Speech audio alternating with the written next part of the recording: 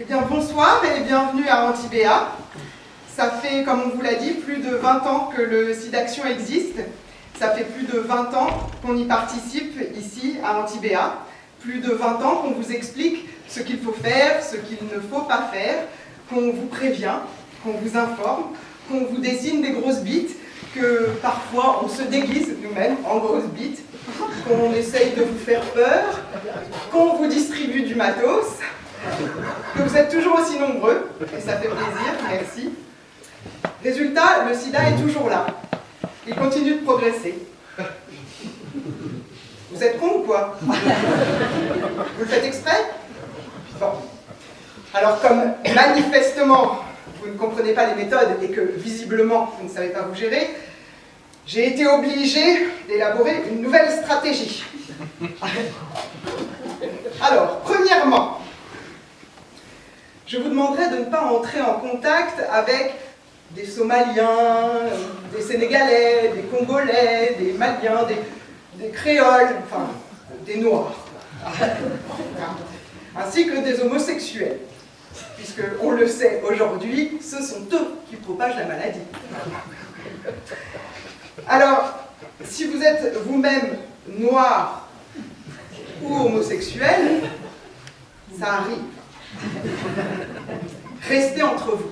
Ne vous mélangez pas à la population saine. Merci. Et si vous êtes noir et homosexuel, bah c'est pas de bol. Deuxièmement, alors, afin d'être bien identifié, je propose que toute personne porteuse du VIH se voit dans l'obligation de coudre sur tous ses vêtements un petit insigne. Peut-être un petit rond rouge avec des petits picots autour. Voilà, le symbole du virus du sida. Et bien évidemment, pour les populations susceptibles de transmettre le virus, je crois qu'il faut également qu'elles soient bien identifiées. On peut imaginer, selon les catégories, peut-être différents petits symboles.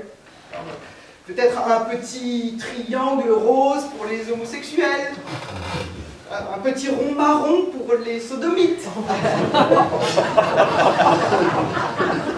Pour les gens du spectacle, les artistes, les saltimbanques, les intermittents, un petit carré blanc. Et puis une petite seringue pour les drogués, et puis pour les noirs... Hein, pour les noirs, ça se voit. Bon, alors, bien évidemment, si vous connaissez quelqu'un dans votre entourage proche ou éloigné, susceptible d'être porteur de la maladie, signalez-le. Nous mettrons pour cela à votre disposition un numéro vert. Troisièmement, pour plus de sûreté, je propose dans un second temps que nous regroupions ces personnes malades dans des lieux d'accueil, peut-être comme une sorte de camp de vacances, mais fermé par rapport à l'extérieur, complètement isolé, avec peut-être des sanitaires collectifs. À Calais, par exemple. C'est une proposition. Alors, il me semble essentiel, pour éviter la propagation du virus dans ces lieux d'accueil, d'éviter qu'ils soient mixtes. Il ne faudra pas qu'on se retrouve avec des gens en train de baiser dans tous les coins, on n'est pas au Club Med. Hein. Donc on pourrait imaginer une zone pour les femmes, une zone pour les hommes, hétérosexuels, bien entendu, et puis une zone pour les enfants, hein, qui pourrait nous aider peut-être pour des analyses médicales ou ce genre de choses, quelque chose d'un peu didactique. Les enfants aiment bien participer. Et puis nous, ça nous aide. Hein, alors c'est sûr, pour les PD, j'ai rien trouvé. Je ne le cache pas. Vous allez peut-être m'aider. Ou alors on les met avec les personnes en fin de vie. C'est bien ça. Bien, je me note. Oui, parce que pour les gens en fin de vie, Je propose une incinération collective. Alors, déjà, c'est plus propre, hein, et puis ça coûte moins cher. Ça fait des économies d'énergie notamment, ce qui n'est pas négligeable par les temps qui courent. Alors, bien sûr, je vous vois venir. Vous allez me dire, est-ce que toutes ces personnes qui sont dans ces lieux d'accueil ne sont pas elles-mêmes en fin de vie? Si, bien évidemment. Alors vous allez me rétorquer, pourquoi on n'y va pas franco? Allez hop, tous au four, on crame tout et c'est plié. Soyez un peu indulgents, un peu de compassion. Vous aimeriez, vous, qu'on vous crame tous d'un coup? Barbare. Bon.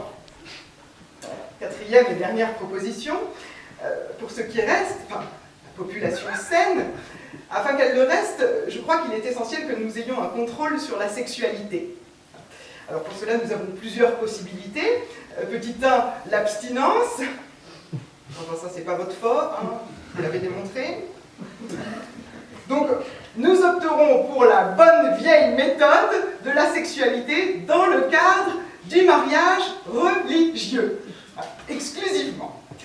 J'ai envie de dire, hein, fini la sodomie, vive le missionnaire.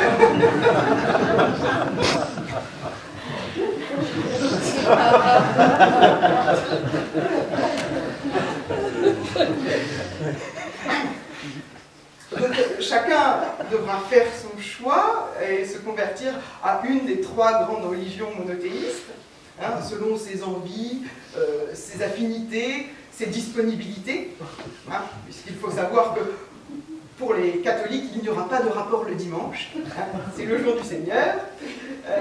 Pour les juifs, le vendredi et le samedi, c'est Shabbat, et ceinture pour les musulmans, le vendredi. Chacun choisira donc selon son emploi du temps. Attention cependant, toutes les religions n'ont pas le vent en poupe actuellement.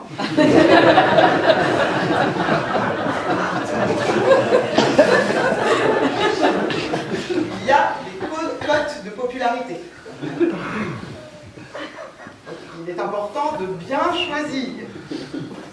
Et je crois que c'est important de finir sur cette note optimiste. Vous avez le choix.